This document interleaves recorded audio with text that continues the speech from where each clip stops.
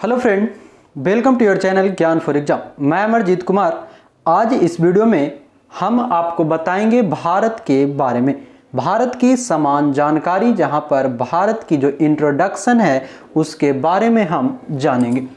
जैसा कि आपको पता होगा कि भारत के बारे में, जो भारत की जो भौतिक स्वरूप है, इससे हर एक एग्जाम में आपके आने वाले जितने भी वनडे एग्जाम होते हैं उससे संबंधित प्रश्न पूछे जाते हैं। तो उसी कन्फ्यूजन को दूर करने के लिए, उसी प्रश्न को हम हल करने के लिए, जो कि बहुत सारे लोग क्या करते हैं, इसके बारे में आपको बहुत सारे ऑब्जेक्टिव प्रश्न, बहुत सारे अलग अलग बुक्स पढ़ते हैं ताकि एक हमें अच्छा परिणाम मिल सके।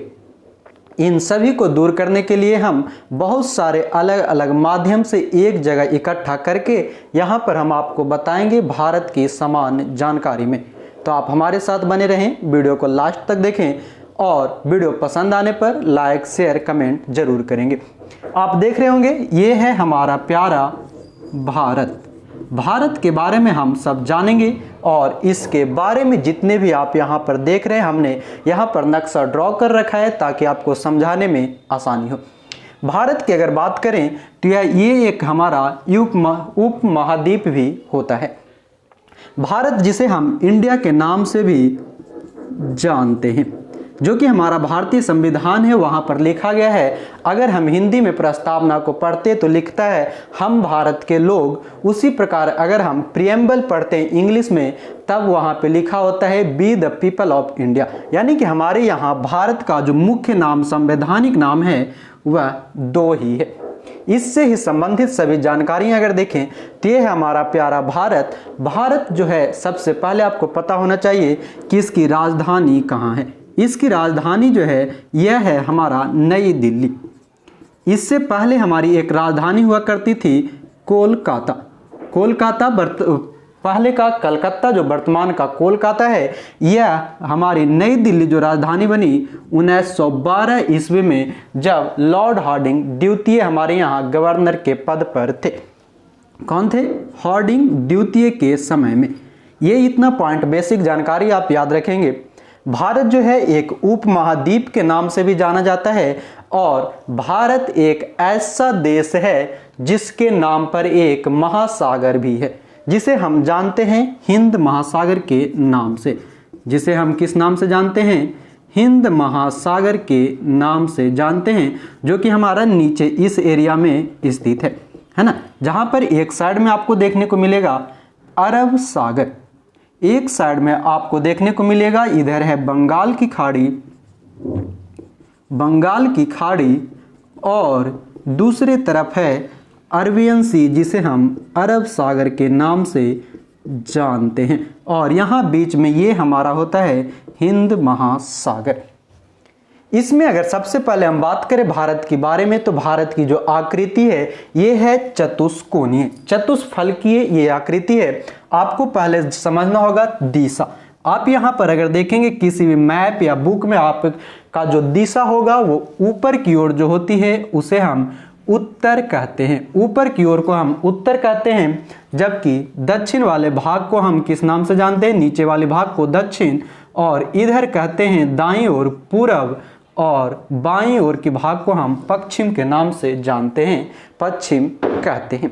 यहाँ तक क्लियर है। उसके बाद अगर कहता है कि भारत जो है गोलार्ध, आप यहाँ पर देखेंगे तो ये मिड सेंटर पॉइंट है। यहाँ से जो ये है, यहाँ पर हमारी जो है उत्तरी गोलार्ध में स्थित है। भारत उत्तरी गोलार्ध में स्थित एक देश है जो अक्षांशीय स्थिति से, भारत की अगर हम अक्षांश की दृष्टि से देखें तो यह उत्तरी अक्षांश में आता है। अगर आप इसे दो भाग में बांटेंगे इस तरह से, और ये जो है ऊपर की जो ओर होती है देशांतर, इसमें आप देखेंगे तो भारत उत्तरी अक्षांश में कितने डिग्री पर, यहाँ पर हम लिखते हैं आपको, उत्तरी अक्षांश में अगर आपको देखें तो यह 8 डिग्री 4 मिनट से लेकर के आपका 37 डिग्री 6 मिनट तक क्या है, उत्तरी अक्षांश में स्थित है।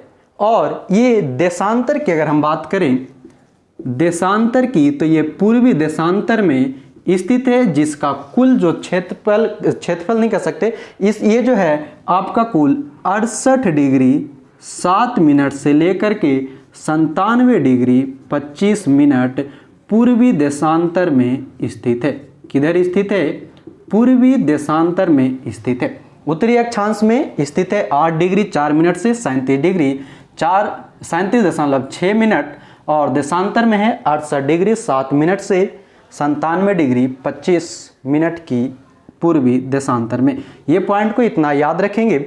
उसके बाद अगर हम बात करें भारत की, एक पूछी जाती है भारत की संपूर्ण, अगर बात करेंगे हम तो अक्षांशीय दृष्टि जो होती है वह होती है संपूर्ण में अगर देखेंगे, यानी कि द्वीपों को मिला करके, तो 6 डिग्री 4 मिनट से 37 डिग्री 6 मिनट तक। यहाँ तक क्लियर है। उसके बाद आती है, अब अगर हम इसके पड़ोसी देशों की बात करें, यहाँ पर हम इसे मिटा रहे हैं, अगर आप चाहेंगे तो इसे स्क्रीनशॉट कर लिया करेंगे। यहाँ पर हम इसको मिटाते हैं, इसके पड़ोसी देश के बारे में जानेंगे। भारत के जो हमारे आसपास के जो कुछ पड़ोसी देश हैं उसके बारे में हम जानेंगे। यहाँ देखेंगे तो आपको यहाँ पर ये दिखेगा चीन, ये है चीन। चीन के निचले हिस्से को हम तिब्बत के नाम से जानते हैं, इसे हम तिब्बत के नाम से जानते हैं। ये है हमारा जो पड़ोसी देश है नेपाल। यहाँ पर सिक्किम से लगा हुआ ये देश है आपका भूटान। ये वाला देश है हमारा म्यांमार, और ये है बांग्लादेश। इधर है पाकिस्तान, और ये है अफगानिस्तान। और नीचे में एक छोटा सा देश ये जो है यह है श्रीलंका। ये छोटा सा देश है श्रीलंका। इसके बारे में अब हम एक एक करके चारों ओर की जो देश हैं इसके बारे में जाने। भारत की अगर बात करें तो यह क्षेत्रफल की दृष्टि से पूरे विश्व का 7वां सबसे बड़ा देश है। पूरे विश्व का 7वां सबसे बड़ा देश, जबकि जनसंख्या की दृष्टि से दूसरा सबसे बड़ा देश है। इससे पहले चीन है, चीन के बाद हम दूसरे नंबर पे आते हैं। अगर भारत से बड़े 6 और बड़े देश की अगर बात करें तो सबसे बड़ा देश रूस, उसके बाद आता है कनाडा, चीन, यूएसए, ब्राजील, ऑस्ट्रेलिया, जबकि 8वां देश एक होता है अर्जेंटीना। ओके। उसके बाद अगर हम बात करें भारत की जो क्षेत्रफल है वह पूरे विश्व का 2.42% है। भारत का क्षेत्रफल पूरे विश्व का 2.42% होती है। उसके बाद आता है, इसके हम बात करें उत्तर से दक्षिण की ओर विस्तार। उत्तर से दक्षिण की ओर विस्तार करें, यानी कि ऊपर से लेकर के नीचे तक के विस्तार को अगर हम देखें तो इसकी कुल लंबाई है कितना? 3214 किलोमीटर। और पूरब से पश्चिम की ओर देखेंगे हम, पूरब से पश्चिम की ओर इसकी दूरी देखेंगे तो 2933 किलोमीटर की दूरी है। जबकि भारत का कुल क्षेत्रफल की बात करें, कुल क्षेत्रफल अगर भारत की हम देखें तो 32,87,263 किलोमीटर स्क्वायर में फैला हुआ है। यहाँ तक क्लियर है। उसके बाद आती है कि भारत की अगर हम बात करें, भारत की जो कुल स्थलीय सीमा है, यहाँ पर फिर से हम मिटा दे रहे हैं इसे, ताकि कम जगह पे आपको लिख करके हम पूरा बता सके। ये हमारा चीन वाला जो क्षेत्र है इसे हम आपको मिटा देते हैं। आपको समझ में आ गई होगी चीन कहाँ पर है। भारत की अगर बात करें हम स्थल सीमा, भारत की स्थलीय सीमा जो कुल है 15,200 किलोमीटर, 15,200 किलोमीटर। इसके तटीय सीमा की बात करें, तटीय सीमा की बात करेंगे तो यह है कुल 6100 किलोमीटर। जबकि एक और पूछता है भारत की जो कुल तटीय सीमा, जिसे हम द्वीपों सहित कहते हैं, कुल तटीय सीमा की जो लंबाई है वह है 7,516.6 किलोमीटर, 7,516.6 किलोमीटर। और इस प्रकार भारत की जो कुल सीमा है, भारत की कुल सीमा की अगर हम बात करें तो आप इन सभी को अगर ऐड करते हैं, ये इसे छोड़ करके 15 और 15,200 और 7,516 की, तो यह होती है 12,716.6 किलोमीटर। उसके बाद अब हम बात कर रहे थे पड़ोसी देशों की। पड़ोसी देश में सबसे पहले अगर हम देखें बांग्लादेश को, किन देशों के साथ कौन सी सीमा कितने किलोमीटर में लगती है, ये प्रश्न पूछा जाता है। सबसे ज़्यादा जो सीमा लगती है बांग्लादेश के साथ, बांग्लादेश के साथ जो हमारी कुल सीमा लगती है 4,096 किलोमीटर की लगती है। लगभग 4,096.7 किलोमीटर की सीमा बांग्लादेश के साथ लगती है। जबकि बहुत सारे लोग इस कंफ्यूजन में हमेशा रहते हैं कि चाइना का जो ये जो क्षेत्र है चीन का, जो कि सबसे ज़्यादा एरिया में है, तो सबसे ज़्यादा सीमा चीन से लगती होगी। नहीं, चीन के साथ नहीं लगती है, सबसे ज़्यादा सीमा हमारा बांग्लादेश के साथ लगती है। बांग्लादेश से एक और प्रश्न पूछा जाता है जिसे कि हम पहले पूर्वी पाकिस्तान के नाम से जानते थे। पूर्वी पाकिस्तान किसे कहा जाता है? बांग्लादेश को।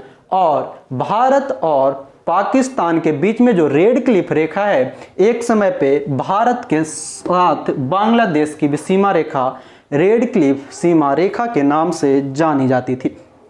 बांग्लादेश जो कि हमारे साथ 26 मार्च 1971 ईस्वी तक पाकिस्तान यानी कि पूर्वी पाकिस्तान के नाम से जाना जाता था, जिसे एक अलग देश बनाया गया 1971 को बांग्लादेश के नाम से। इसके बीच में भारत और बांग्लादेश के बीच में एक सीमा जो निर्धारण करता है वो कौन सी है? तो शून्य रेखा।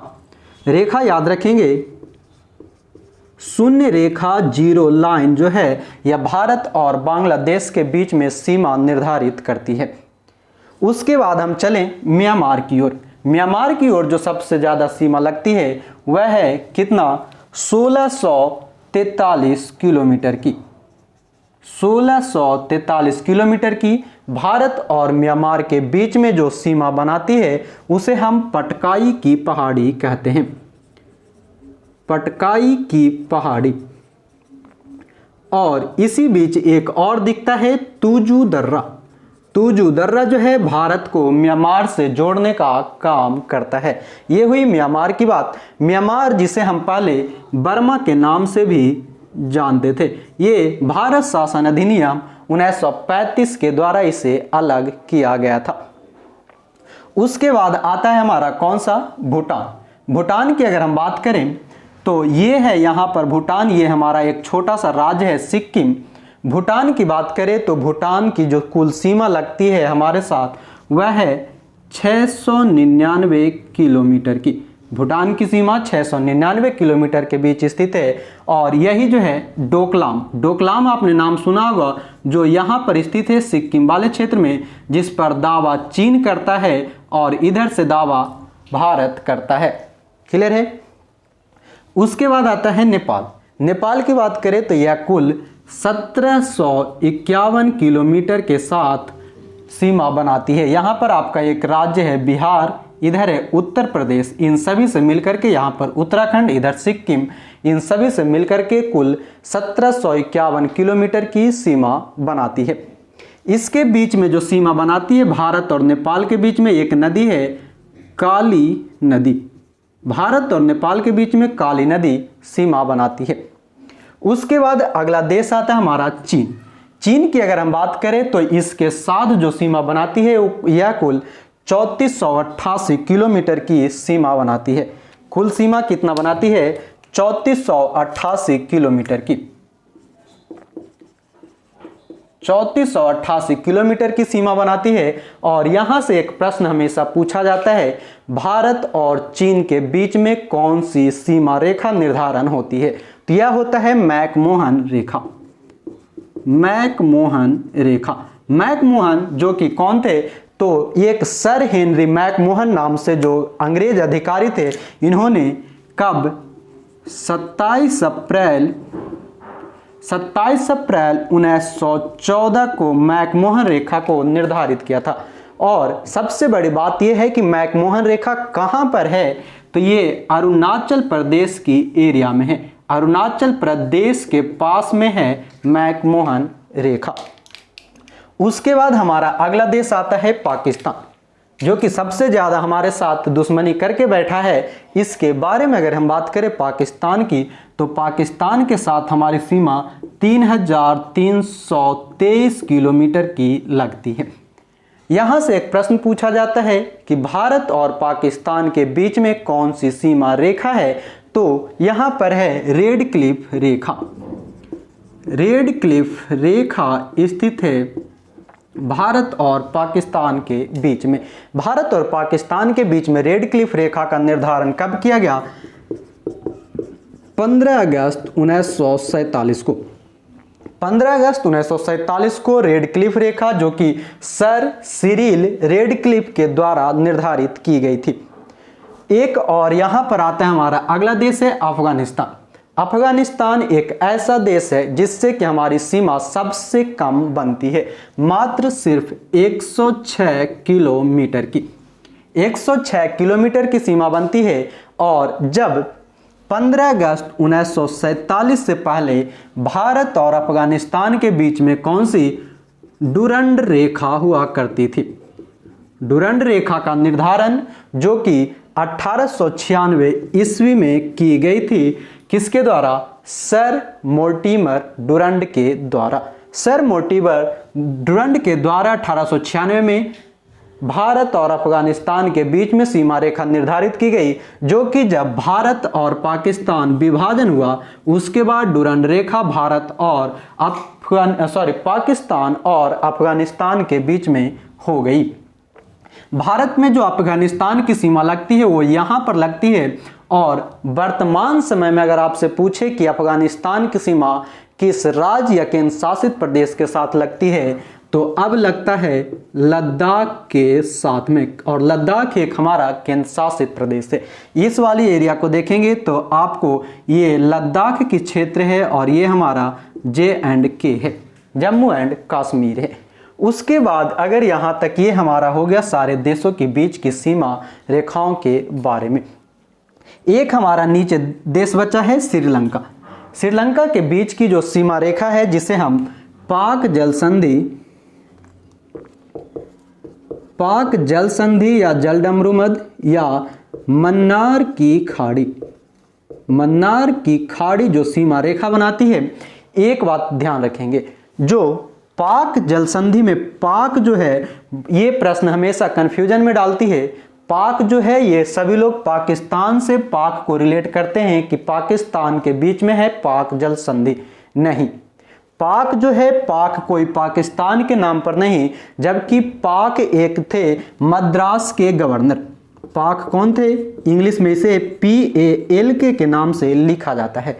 पाक जो थे मद्रास के गवर्नर हुआ करते थे अंग्रेजी शासन काल में। इन्होंने ये कब थे? तो लगभग 1755 से 63 के बीच में। 1755 से 63 के बीच में मद्रास के गवर्नर हुआ करते थे अंग्रेजी शासन काल में। इन्होंने ही भारत और श्रीलंका के बीच में पाक जल संधि कराई और वहीं पर स्थित है मन्नार की खाड़ी। यहां पर एक और प्रश्न पूछा जाता है कि राम सेतु तो भारत और श्रीलंका के बीच में स्थित है, जबकि यहां एक और होता है एडम ब्रिज के नाम से भी इसे जाना जाता है। राम सेतु को इंग्लिश में एडम ब्रिज के नाम से जाना जाता है, जो कि इधर से हमारा तमिलनाडु और यहां से श्रीलंका का जाफना जो द्वीप है उससे लगती है। यहां तक क्लियर है? उसके बाद आता है हमारा भारत की जो दक्षिणतम, पूर्व, पश्चिम और उत्तर की जो सीमा है, इसकी सबसे उत्तरी सीमा, सबसे उत्तरी जो स्थल है, सबसे दक्षिणी स्थल, सबसे पूर्वी स्थल और सबसे पश्चिमी स्थल कौन सी है, इसके बारे में प्रश्न हमेशा पूछी जाती है। तो इन सभी में अगर हम बात करें, भारत का सबसे पहले ऊपर में आता है हमारा उत्तरी दिशा, और उत्तर दिशा में भारत की सबसे उत्तरी बिंदु जो है, जिसे हम कहते हैं, किस नाम से जानते हैं, इंदिरा कॉल के नाम से जानते हैं, इंदिरा कॉल के नाम से जानते हैं। और अब अगर प्रश्न आपसे पूछे कि इंदिरा कॉल कहाँ स्थित है, किस राज्य या केंद्र शासित प्रदेश में, तब आपको आंसर करने होंगे क्या, लद्दाख केंद्र शासित प्रदेश में। इंदिरा कॉल वर्तमान में लद्दाख में स्थित है। उसके बाद हम बात करेंगे अगर दक्षिणतम बिंदु की, तो भारत की जो दक्षिणी बिंदु है, यहां पर 2 पॉइंट बनते हैं। एक होता है स्थलीय सीमा की दक्षिणी बिंदु, एक होती है तटीय सीमा की स्थलीय बिंदु। तो अगर हम तटीय सीमा के स्थलीय बिंदु की बात करें तो वो आता है हमारा दक्षिणतम बिंदु इंदिरा पॉइंट। इंदिरा पॉइंट के नाम से जाना जाता है। इंदिरा पॉइंट को हम पिग्मेलियन पॉइंट भी कहते हैं। इंदिरा पॉइंट को पिग्मेलियन पॉइंट के नाम से भी जाना जाता है। और ये कहाँ स्थित है, ग्रेट निकोबार में स्थित है। पिग्मेलियन पॉइंट ग्रेट निकोबार में स्थित है, इसे भी ध्यान रखेंगे। उसके बाद अगर हम बात करें कि तटीय सीमा से लगती हुई जो सीमा है ये कौन सी है, तो इसे हम कहते हैं कन्याकुमारी। कन्याकुमारी जो है ये स्थित है तमिलनाडु वाले क्षेत्र में, जो कि यहाँ पर लिख रहे हैं कन्याकुमारी। और कन्याकुमारी में भी अगर स्पेसिफिक जगह पूछे तो वह है केप कमोरिन। केप कमोरिन या कन्याकुमारी तमिलनाडु की जो सीमा है वह भारत की स्थलीय सीमा बनाती है सबसे दक्षिणी, जबकि पूरी सीमा इंदिरा पॉइंट या पिग्मेलियन पॉइंट होती है। उसके बाद हम बात करें पश्चिम की ओर, भारत की जो सबसे पश्चिमी बिंदु है वह है यहाँ गुजरात। आप देख रहे हैं गुजरात में स्थित कौन सी, सरक्रिक रेखा। गुजरात में स्थित सरक्रिक रेखा, जिसे हम गौरमोता के नाम से भी जानते हैं। गौरमोता या सरक्रिक रेखा भारत की सबसे पश्चिमी बिंदु है, गुजरात में स्थित है। पूर्वी बिंदु की बात करें तो भारत की जो पूर्वी बिंदु है यह है यहाँ पर अरुणाचल प्रदेश में। अरुणाचल प्रदेश में यहाँ पर किबुथु या बालांगू, दो नाम याद रखेंगे, किबुथु या बालांगू, जो कि भारत की सबसे पूर्वी बिंदु होती है। उसके बाद ये सभी जो आगे आपके यहाँ पर हमने सभी दिशाओं के बारे में, उसके पड़ोसी राज्यों के बारे में बताया है। उसके बाद एक प्रश्न पूछी जाती है प्रायद्वीपीय भारत। प्रायद्वीपीय भारत की अगर हम बात करें तो भारत को बीच से अगर बांटने का काम जो करता है वह करता है विंध्याचल पर्वत। विंध्याचल पर्वत जो है ये भारत को 2 भाग में बांटता है। ऊपर की भाग को हम उत्तरी भारत के नाम से जानते हैं और नीचे की भाग को हम दक्षिणी भारत के नाम से जानते हैं। प्रायद्वीपीय का मतलब ये होता है कि वैसा स्थल जो 3 ओर से जल से घिरा हो और एक ओर जो है स्थल से घिरा हुआ हो, मैदानी भाग हो, उसे हम कहते हैं प्रायद्वीप। और भारत का जो प्रायद्वीपीय भारत आता है उसके अंतर्गत दक्षिणी सभी राज्य प्रायद्वीपीय भारत के अंतर्गत आते हैं, चाहे वो गुजरात हो, महाराष्ट्र हो, गोवा हो, कर्नाटक हो, केरल हो, तमिलनाडु हो, आंध्र प्रदेश हो या फिर आपका ओडिशा हो। ये सभी दक्षिणी भारत ओडिशा को नहीं कह सकते, पर प्रायद्वीपीय भारत के अंतर्गत आता है। इसमें जो है प्रायद्वीपीय भारत के साथ साथ आपके जो द्वीपों की संख्या हम भारत में बात करें तो द्वीपों की संख्या कुल भारत में कुल द्वीप जो है यह है 247, जिसमें से 247 में से जो अरब सागर है, अरब सागर में कुल 43 द्वीप स्थित है। अरब सागर में 43 द्वीप, अरबियन सी में और बंगाल की खाड़ी में आपका 204 द्वीप स्थित है। वे ऑफ बंगाल के नाम से हम जिसे जानते हैं। यहां तक क्लियर है। उसके बाद एक प्रश्न पूछा जाता है लक्षद्वीप, आपको यहां पर दिखाई दे रहा होगा। लक्षद्वीप में द्वीपों की संख्या कितनी है, तो 36। कितने, 36 द्वीप हैं लक्षद्वीप में। यहां पर आपका अंडमान निकोबार दिख रहा है, जो कि यही बनाती है सबसे हमारा जो नीचे 6 डिग्री वाली जो भाग आती है ये यहीं पर आता है। उसके बाद एक प्रश्न पूछा जाता है भारत के मानक समय, भारत में मानक समय जो है आपको यहां पर ध्यान देंगे, मानक समय जो कि 82.5 डिग्री पर आती है और ये कहां से निकलती है, 82.5 डिग्री पूर्वी देशांतर जो है, पूर्वी देशांतर, और यह नैनी इलाहाबाद उत्तर प्रदेश में मुख्य रूप से ये मिलता है। और इसके साथ साथ भारत का जो मानक समय रेखा है यह कुल 5 राज्यों से होकर गुजरती है। सबसे पहले उत्तर प्रदेश, उत्तर प्रदेश के नीचे जो आता है वो कौन सी आती है, मध्य प्रदेश, मध्य प्रदेश के नीचे आती है छत्तीसगढ़, छत्तीसगढ़ के नीचे आती है आपका ओडिशा, और ओडिशा के नीचे जो थोड़ी सी भाग आपका आ जाता है आंध्र प्रदेश की। इन 5 राज्यों से मानक समय रेखा गुजरती है। एक प्रश्न पूछा जाता है हमेशा कर्क रेखा से। कर्क रेखा की अगर हम बात करें, कर्क रेखा जो कि ये बीचों बीच भारत को काटती है, भारत के कुल 8 राज्यों से कर्क रेखा गुजरती है। ये यहाँ से सीधे निकलती है, जिसमें सबसे पहले कर्क रेखा की अगर हम बात करें तो यहाँ से शुरू होती है गुजरात, थोड़ी सी यहाँ पर राजस्थान की जो भाग होती है राजस्थान में जाता है, फिर मध्य प्रदेश, उसके बाद आता है छत्तीसगढ़, छत्तीसगढ़ के बाद झारखंड, पश्चिम बंगाल, उसके बाद त्रिपुरा और मिजोरम। कुल 8 राज्यों से कर्क रेखा भारत के गुजरते हैं। यहां पर एक और प्रश्न पूछा जाता है GMT, ग्रीनविच समय जो होता है, ग्रीनविच समय से हमारा जो समय है 5.5 घंटा आगे है, 5.5 घंटा हमारा समय आगे आता है ग्रीनविच समय से। ग्रीनविच इंग्लैंड में स्थित एक जगह है। तो ये थे आपके सभी भारत के जितने भी संपूर्ण जानकारियां थी, उसे हमने आपको एक छोटे से वीडियो में बताने का प्रयास किया है। आशा करेंगे आपको ये वीडियो पसंद आई होगी। यहाँ से अब कोई भी प्रश्न आएगा तब आपके एग्जाम्स में छूटने वाले नहीं हैं। आप एक बार 2 बार वीडियो को फिर से रिवाइंड करके देखें, तब यह आपको और भी क्लियर हो जाएगी। इसके बाद आप कोई भी एग्जाम्स दें, चाहे वो BPSC की हो, किसी भी स्टेट PCS की हो, या रेलवे, बैंकिंग, ACC, इन सभी के एग्जाम में ये प्रश्न आने पर आपसे अब छूटेगा नहीं।